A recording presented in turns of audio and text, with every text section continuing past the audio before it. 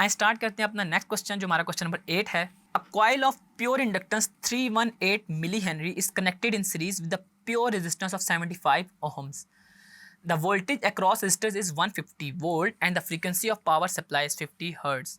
Calculate the voltage of power supply and phase angle. आपने इसमें voltage of power supply और phase angle दोनों को फाइंड आउट करना है।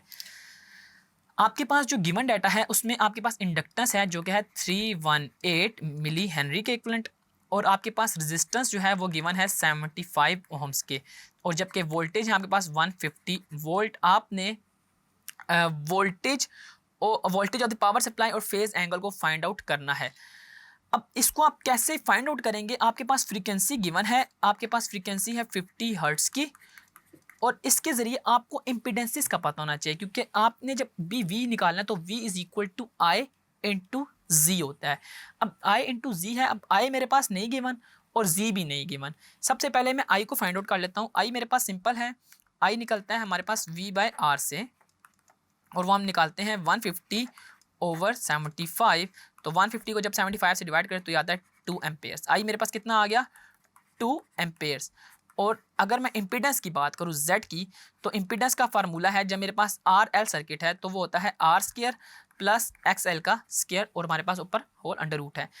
XL क्या होता है मेरे पास? XL का फार्मूला है मेरे पास, XL का फार्मूला है XL is equal to 2 pi F into L, और मैं इनकी वैल्यूज़ को पुट करता हूँ 2 इंटू 3.14, और F की वैल्यू है मेरे पास 50, जबकि L की वैल्यू है मेरे पास 318 into 10 to raise power -3। In terms of milli henry की वजह से मैं इसकी 10 की पावर -3 लिख रहा हूँ।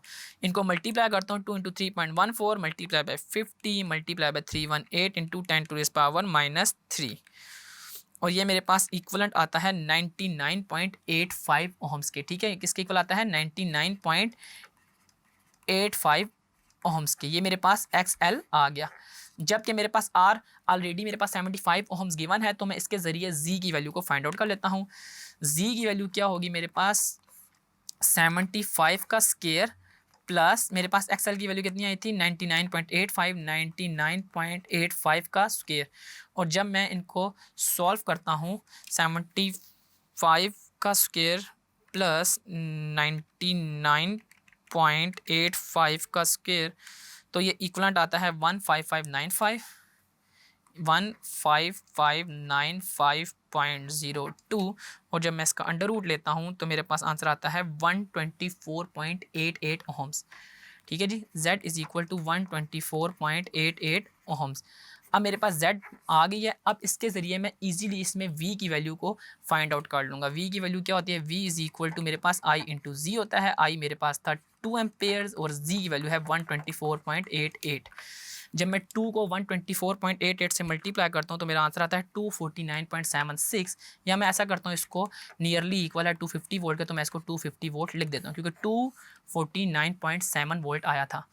मैंने वोल्टेज निकाल ली, और दूसरी चीज़ हमारे पास में फ़ेज़ एंगल पूछी थी। फ़ेज़ एंगल का फार्मूला है हमारे पास, मैं वो लिख देता हूँ। फाई का जो फार्मूला है वो मेरे पास है is equal to tan inverse of XL over R।